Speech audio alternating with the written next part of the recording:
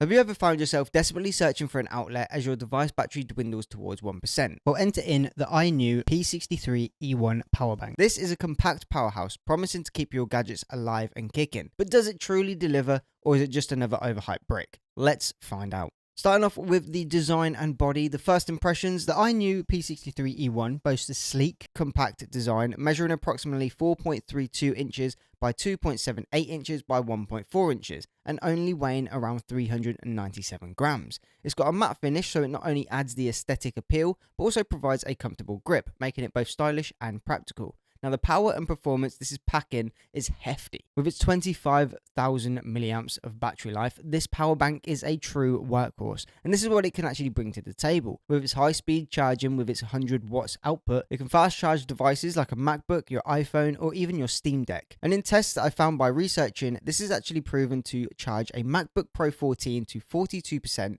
and an iPhone 15 to 65% in just 25 minutes. Now, this does come equipped with two USB-C ports and a USB-A port. It allows simultaneous charging over multiple devices without compromising on speed. The USB-C 1 port supports the 100 watts output.